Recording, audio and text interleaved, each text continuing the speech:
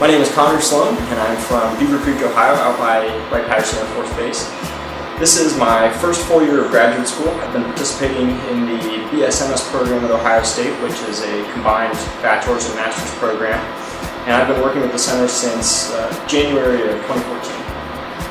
My project is entitled Fundamental Understanding of Localized Deformation Under Severe Microstructural Gradients, and I'm working with Professor Mike Mills here at Ohio State, and also Dan Petty and Professor John DuPont out at Lehigh University.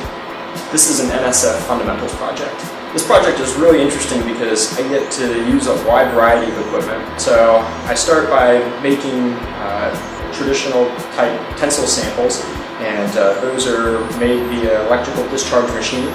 Once I've made my samples, I polish them, and then I can start by looking at them in a scanning electron microscope.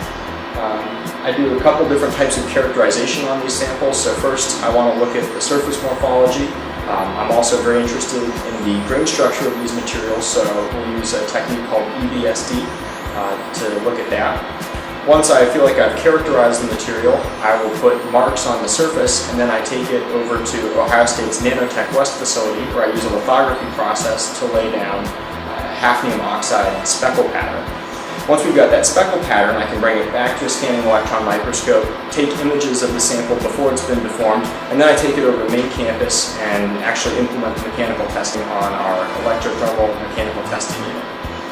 After testing, I bring the samples back and I'll look at the speckle pattern again.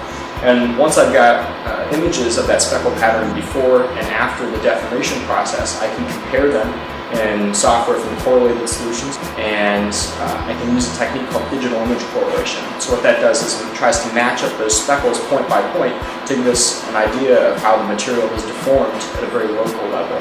And once I've done that, I can go through and I can remove thin foils from the material from very specific sites, and then take those and look at them in a transmission electron microscope to do defect analysis. With this project, we're trying to understand what's happening in high temperature materials at a very local level. So in traditional materials testing, there's a lot of emphasis on looking at the average properties of the material, but we're investigating several techniques that we can use to interrogate the properties of these materials at very local levels.